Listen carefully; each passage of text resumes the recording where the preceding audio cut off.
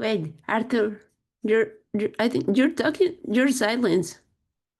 Sorry, I somehow muted myself. Thanks. Um, yeah, I was talking for a while apparently. Muted. Yeah, I'm used to Microsoft Teams, so Zoom throws me for a loop. I think I kind of like how do you call it? Preemptively muted myself, but then forgot to unmute myself. Thanks for letting me know. Yeah. Anyway, hello all. I'm just going to, by way of apologies, I guess let me give two bits of apologies before I start presenting. So first, I didn't have time to prepare, kind of as I'd already mentioned. I think we'll just kind of walk through the chapter, and I think I'll do it the kind of risky but maybe fun way. I just pop open the terminal and we can work through some stuff or at least show some things.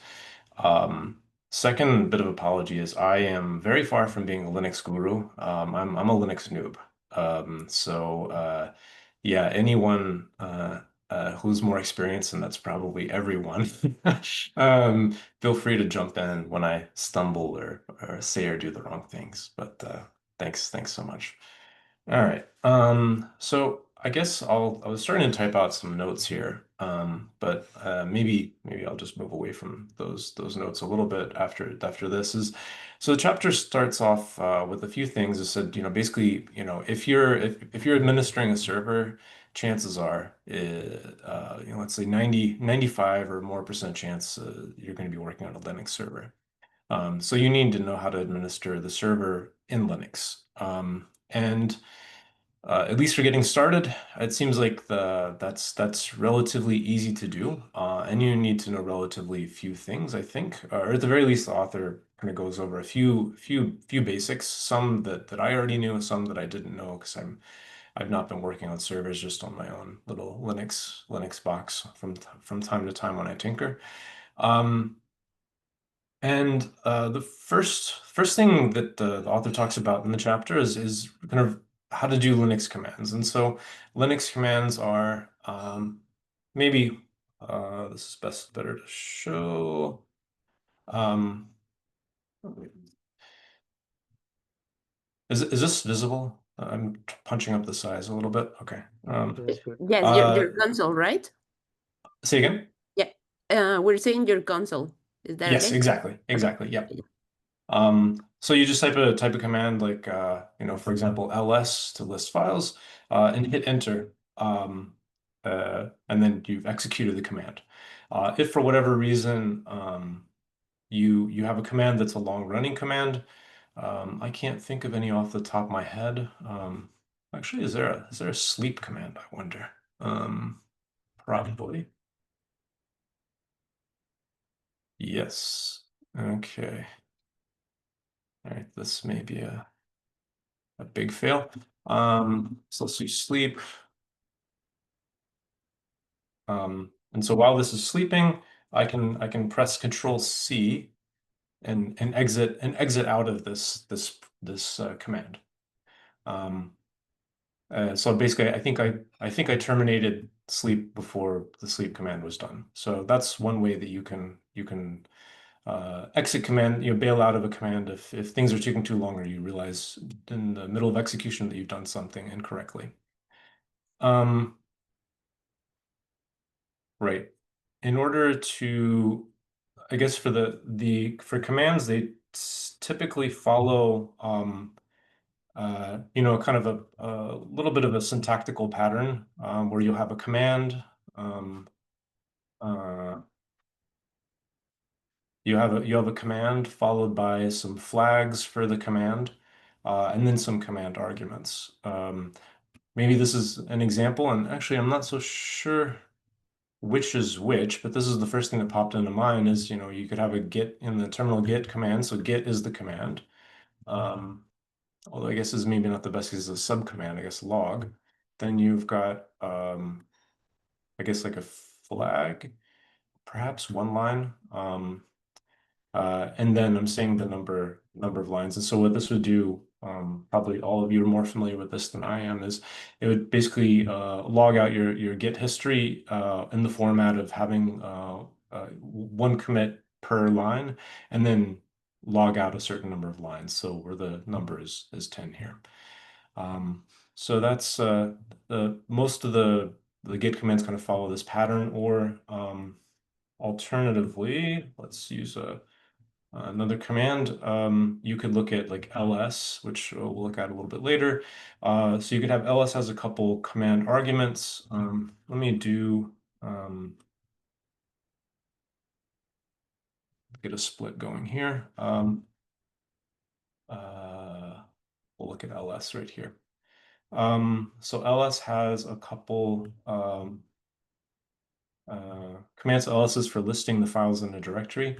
You have a few flags that you can pass. Like for example, all. So you can see all files, including those that start with a dot. So I can do ls right here. I have a file here. If I do all, I can see all of the files. I don't have any such file. Let's see. Like that. Then I can do ls right here, ls a, and then I can see both files, right? So there's certain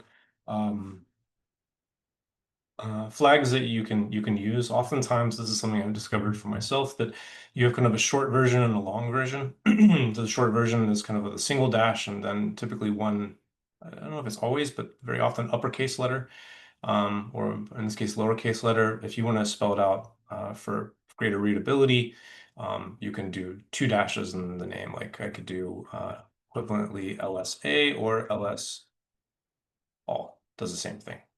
So you can do the flags. Bash is kind of also a little bit of, I guess you can say, like a programming language. So you can have variables. You can declare variables. So I'm using all of this typical. Then I can do echo my variable that I've declared, and then it'll echo out to the terminal the contents of this variable. There we go. Good. That's on commands.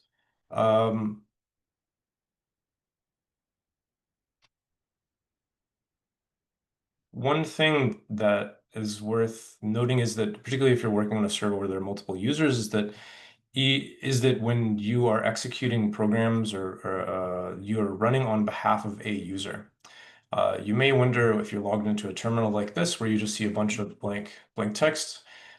You may wonder, who am I? And conveniently, that's the name of the command, where you can kind of print out to the terminal the name of the user. So if I were logged in as a different user, it would show a different username. Users also, I guess, like in other systems, users can belong to, are identified via other means, and can belong to certain groups, and those groups can have certain permissions. If you want to see what you're a member of, you can type the ID command, and you can see this is my user ID, my group ID, et cetera, and other groups. And I think the author was saying that for users, that they'll have a user ID, a group ID, and then some other IDs here. And then if you wanted to add a user, I've actually never done this. You just type in user add, and then you can, actually, let's see what this is all about. You can add a user to your system, so that they can access things. So if you're administering, let's say, a server where lots of people are working, you want each person to log in as themselves. And maybe different people should have different permissions. Maybe you as a server administrator should be able to modify everything. And then other users will have lesser permissions, where they can only read or write or execute certain other things. I've never actually done this before. I'm curious, have others added users on servers before? Have you done that kind of administration with Linux?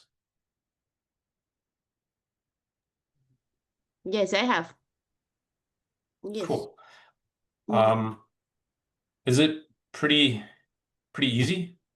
And Yes, the author says like you're basically just usually adding them to a group, a pre-existing group, and then they like inherit the permissions of that group, I think, is what I understood.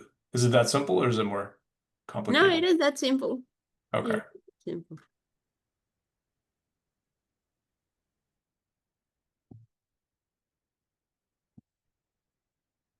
Yeah, so you can add the user, you can set their password, um,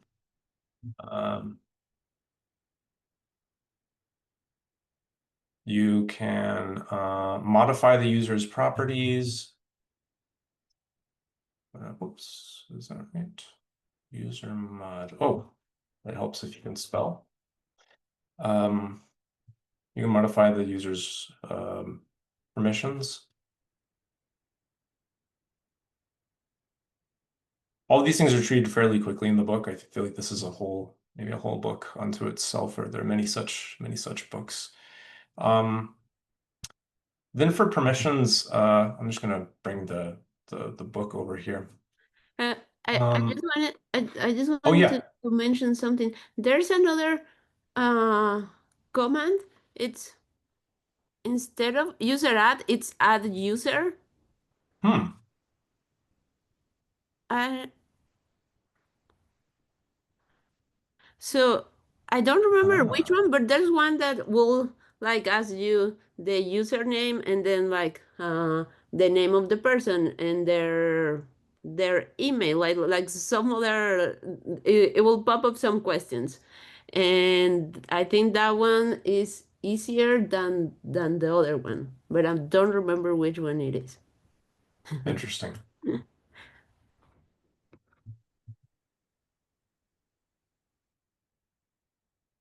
So I'm just briefly looking at the documentation.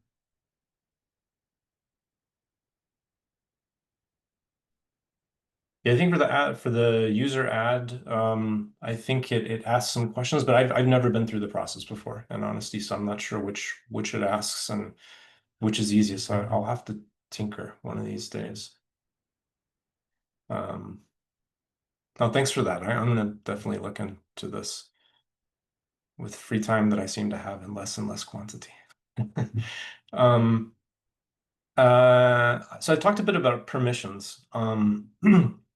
Uh, and others who are more experienced, please correct me if I'm saying something that's completely wrong. But basically, everything on Linux is a file. And then permissions basically turn around what permissions users have on those files. So a file is a file, obviously. But interestingly, a directory is also a file. Um, a device that's attached to your system is also a file, or at least can be kind of thought of as such and acted upon as such.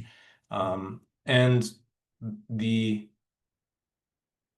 basically you think of permissions in this way. So it breaks down this, I think it's POSIX permissions into this useful 3 by 3 matrix where you can see, so there's the owner, there's someone that owns the file.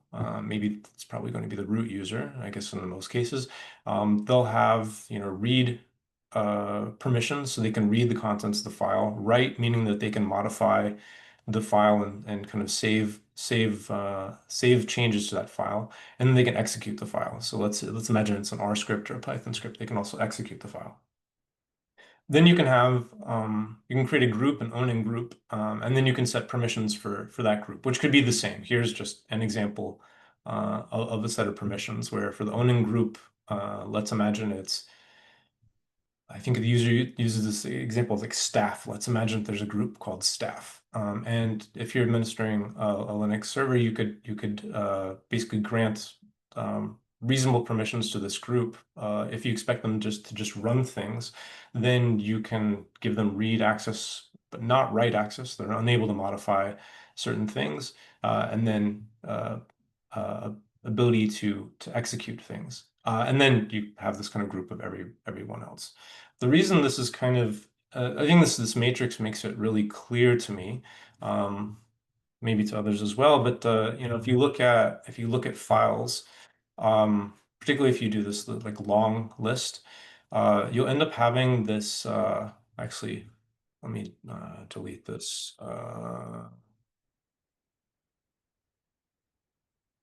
Okay. We'll create a file again. So you can see this file here. Basically it has the same set of information that's encoded here. So the first three, the block right here is the owner's permissions. This is the owning group permission, and this is the everyone else. So here, and then the very first one denotes whether it's a directory or a file. That's at least my understanding. And then you can change these permissions as you see fit. So let's say I wanted to give everyone the ability um, to do anything with this file. Very dangerous decision. So I could do this, and I'll come back and say more about what this means. I can change the permissions on this particular file. Now, if I look at the permissions of this file. Sorry, let me delete that. You can see that now every single group has the same permissions. So the read, R for read, W for write, X for execute. So this first three right here is for the user, the subsequent three is for the owning group, and then the last three is for everyone else. So I'm giving everyone these permissions. So where did this magic number 777 come from? It's kind of like the slot machine, I guess, like you've won the jackpot. But there are kind of numerical codes for each one of these permissions. So if you want to give, and I'll just put this on the screen so that you can kind of see it and reason about it as well. Whoops, sorry. Yeah.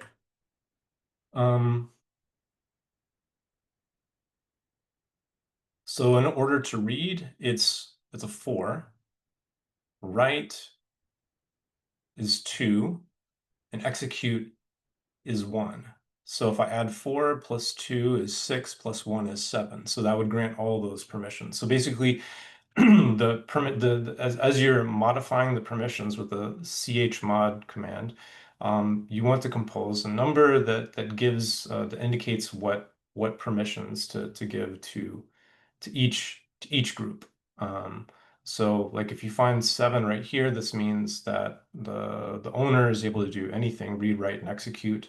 5 would be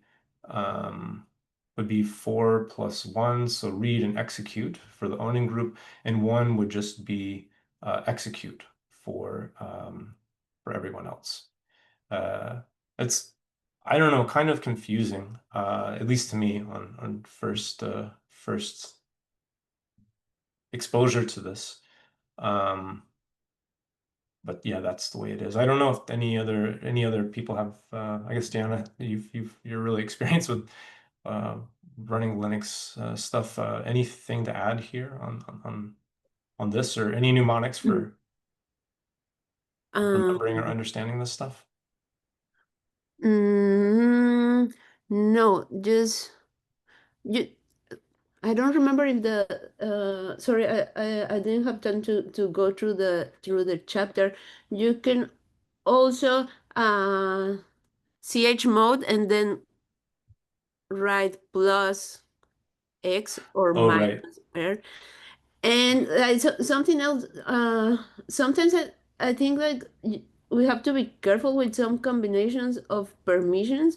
Because for instance, I think that enter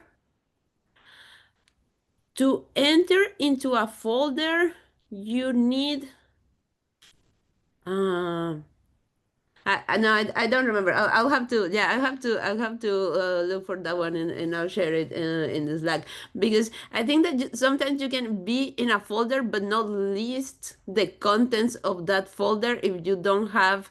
Oh. I think if you have like execute but not write, or like there's something weird, yeah, Oh, it yeah, can, so it's probably like execute but not read, I guess, yeah, or something like that. something. I don't know. Yeah.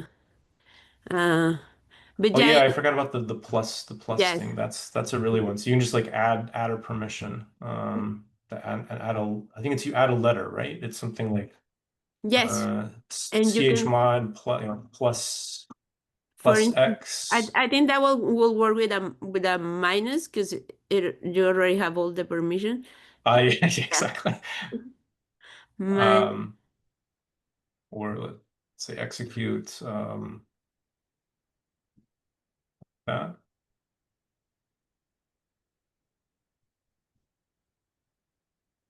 Yeah, and that yeah. removed the execute permission for everyone. And you can also use like you I think ch mode and then like for instance u plus x that will be add the execute permissions for the user. Okay, Is it you first? Yeah, I think it is. let me see if I have. Nope. Okay, I don't have it. This is a useful command of like the TLDR. That's kind of provides these useful like primers on the common things. Anyway, I don't have that installed. Um, yeah, and then so you can also if you can modify the permissions, but you can also modify the owner, right? So if you want to give ownership of a file or folder to someone to some other user or group, you can do the ch what is it? Da, da, da, da, da. Ch own actually. So change ownership.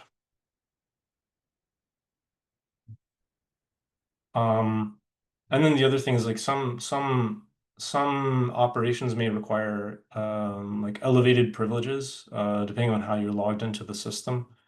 In which case, and these are typically for kind of dangerous actions, you might want to, be the super user, which will basically kind of like change you to the root user for your system.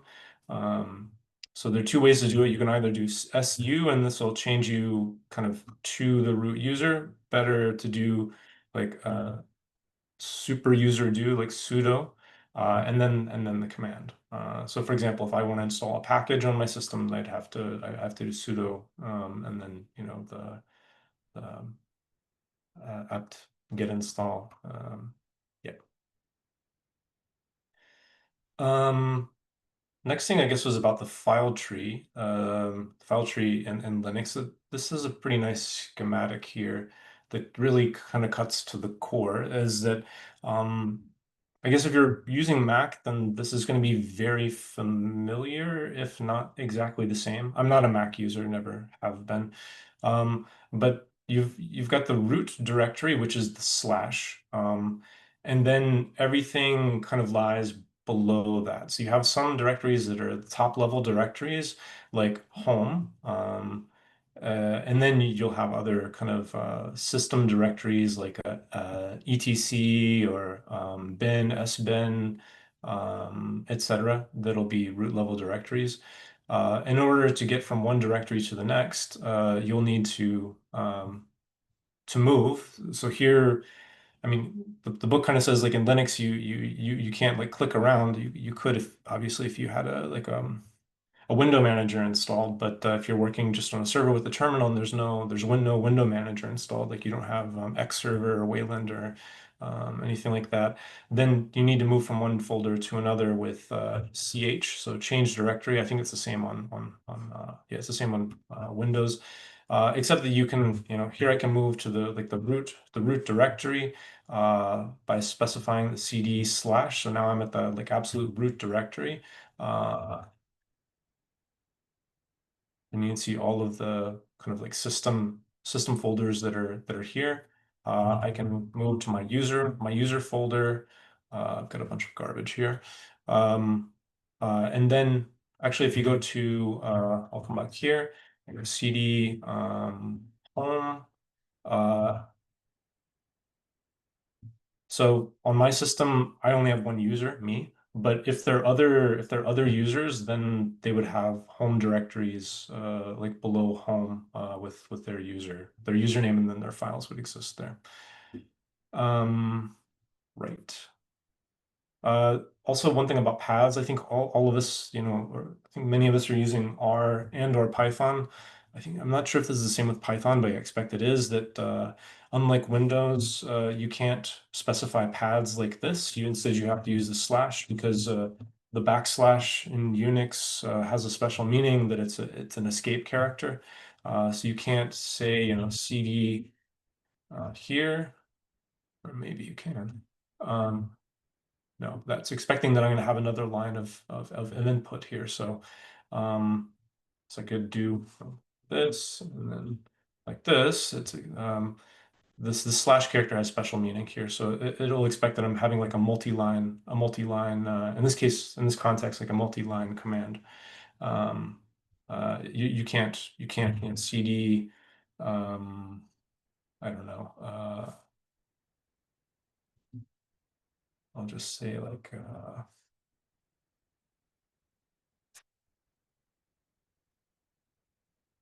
Mm, This is, yeah, I don't know. This won't work. Because we're not in Windows. You'd have to do that. Um, yeah, another thing on working with file paths. So I think this is very comparable to Windows. Um, I could say like ls and then dot and be the current folder, the folder that I'm in. If I want to see what folder I'm in, it's like my terminal, it's showing this. I don't know if that's all the case for all terminals. Then I can print the working directory and see like the full path of where I am. Um, uh, you'd want to use here like kind of relative paths. Um, if I wanted to go up a directory, then I'd type uh, dot dot, and that would bring me. In my case, that would bring me to my home directory, my user home directory. I could go back to uh, this, and then let's say I wanted to go up two directories, I could do like that. It would take me up two directories to yeah to the overall the top level directory home that contains my user directory. Um, Yeah. And then there's moving, so that's kind of how to move around the files, how to understand the file system, how to move around the file system. I guess one thing the author didn't talk too much about, and maybe this is coming later, is coming like what's in the etc directory and maybe how to change those things. Maybe this is more useful for like individual users than others. Uh, but at least in my like brief stumbling around Linux, I've found myself having to go to this directory a lot. And it's probably not by mistake that the author showed this in his schema. Um, um,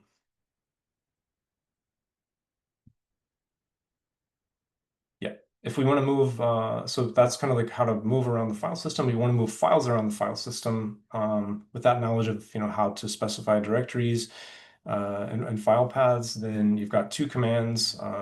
You've got sorry, I'm thinking this is R for a second. Um, if you want to copy files, the command is cp for copy.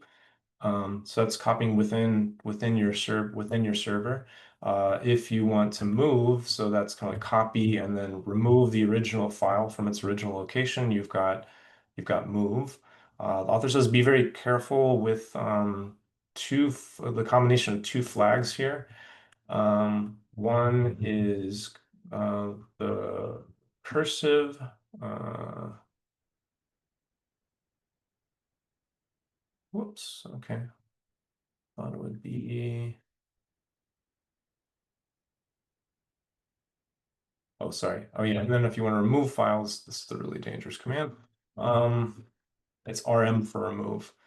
Um, and here you want to be very careful with the combination of two flags. So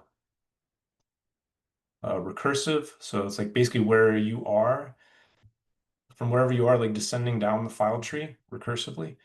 Um, and then force. So this flag.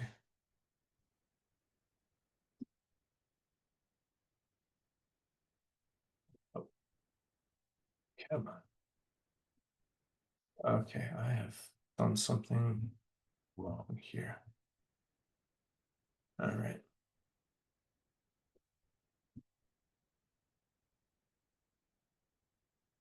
I wasn't catching force. Okay, yeah, force. There's one Linux content creator on YouTube that I watch. I think this Australian guy Brody. I can't remember his name, but he has a kind of an outro for all of his videos where it's like removing everything on his on the Linux file system recursively, and it just deletes everything. So it's made like sudo and then like remove everything on his file system. Like go to the root folder. And then just remove everything. And yeah, you can imagine how that ends. He just completely demolishes the system, but it's a little bit of a joke over me. But be careful with those combining those two flags. The other thing that you can do, which we haven't done yet, is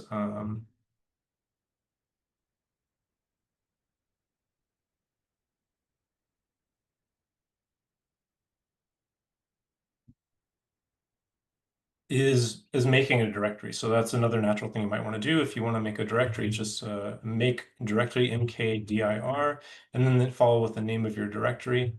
Uh, So here I have a file named foo and a folder called foo. You can tell it's shouldn't say folder, directory.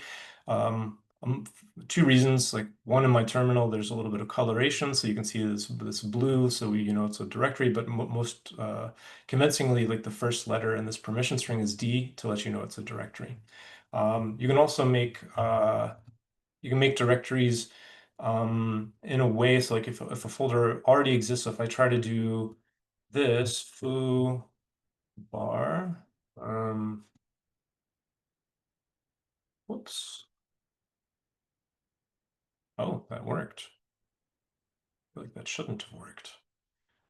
Maybe it silently failed.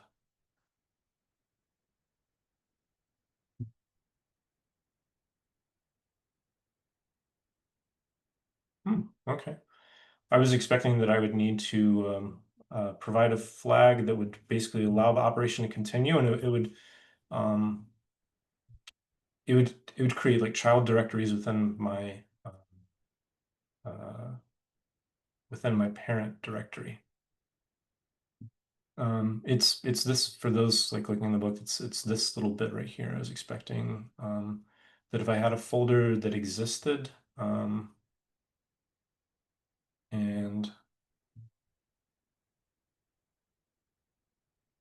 maybe I've misunderstood that. Okay, never mind. I think I read that too quickly. Anyway, you can see how you can make directories. The next topic in this kind of rapid run through is moving things to and from the server. So let's say you're connecting from your computer to a server. How would you move files? Here I felt like it was a really short summary, and I was actually wondering for those who are more experienced if you use different tools. So the author here says that you can use tar to basically compress a file. Um, And then he goes on to talk about this command, which I'd never encountered. So SCP. So it's a secure copy from like your computer to a remote computer using SSH as so a secure connection to make that transfer. So Umer presented on that. I think it was week before last. Um, there's another command that I've heard about here, and I don't know if it's equally prevalent or not recommended, but it's rsync. And I didn't see that mentioned here. So I think rsync, like whereas SCP is, to my understanding, so it's only for SSH, so it transfers across using OpenSSH. Um, with rsync, you can do it locally as well. Um, I was wondering if anyone had any preferences. So the problem is like, how do I transfer files from my computer to the server? What are your favorite tools or what are the recommended tools? What do you guys use? I was a little surprised not to see rsync, but maybe just because I know that it exists doesn't mean that it's more prevalent or better. I've never used rsync. I've only used Okay. You use SCP. Yeah, SCP? yeah. Okay. All right. So maybe that's a signal that it's the thing one should use. Um, what about you, Umair? I've seen you with a few things on Ubuntu servers, on Ubuntu on AWS. I mean, how are you transferring your files? Also SCP? So far, I did not have to. I'm still catching up on the lab, so I haven't had to transfer the files. I Okay, previously so you used just you Docker. get cloning stuff into your. Yeah, I previously used Docker, and Docker, obviously, we can use just the regular commands for making the copy. So, yeah, I haven't had the chance to look into SCP or rsync. These are completely new to me. Got it. Got it. Yeah, maybe I'll post later. There's a couple rsync tutorials that I found. Although they only discuss, now that I think about it, they only discuss rsync, but not the like which is better. Because from memory, I think rsync is also using SSH in the background.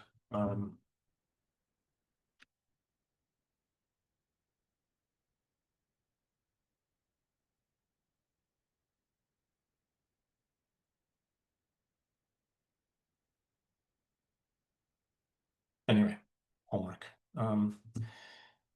One other thing that I think this might be the last topic here in the rapid overview of Linux is pipes. So you can so if you're an R user, you are probably familiar with this that, so where you kind of pipe this into that, those can be commands or something like that. So you're familiar with the idea of like taking one operation, passing its results into another command for that subsequent command to do something about it. The same exists in Linux.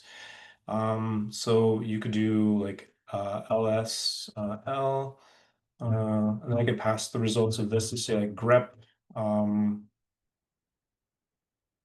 then I can see here the two things and within my folder that match this. So what I've done is I'm doing this correctly, is I've listed out what's in my file system. Not the best of examples. Let me just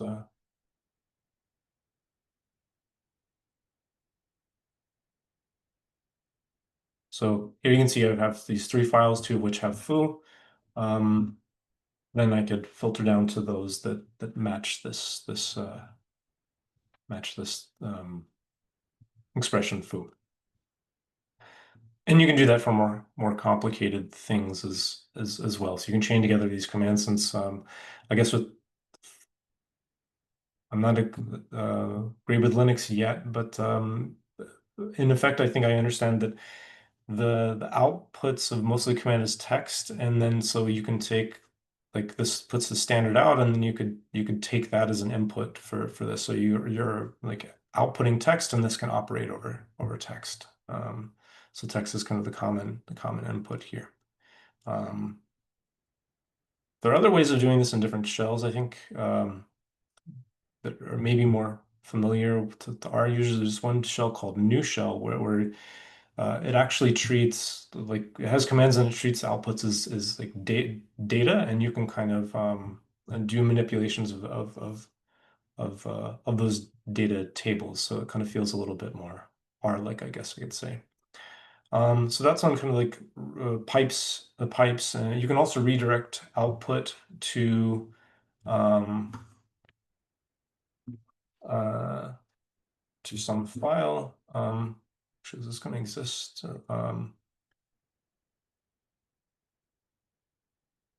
Whoops, maybe this doesn't. I do that the right way.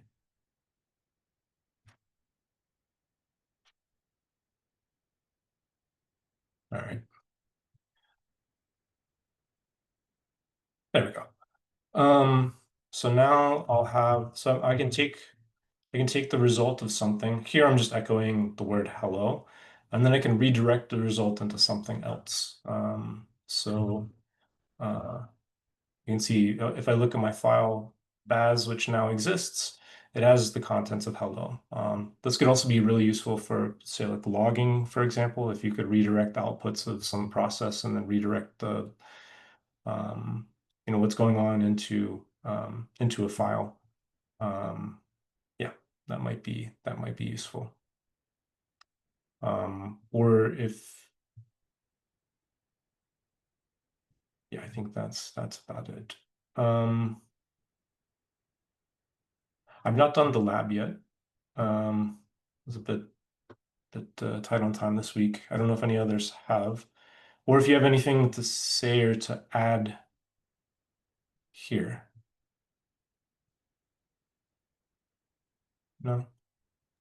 I would just say that this was much more engaging than our regular slides-based conversation. Yes, it was. Thanks. Yes, thank you. Thank you, Arthur. Yeah, thank you so much. Yeah. I have a couple questions for you guys who are more adept in Linux stuff. I can do this stop. I was actually going to ask um, just stop.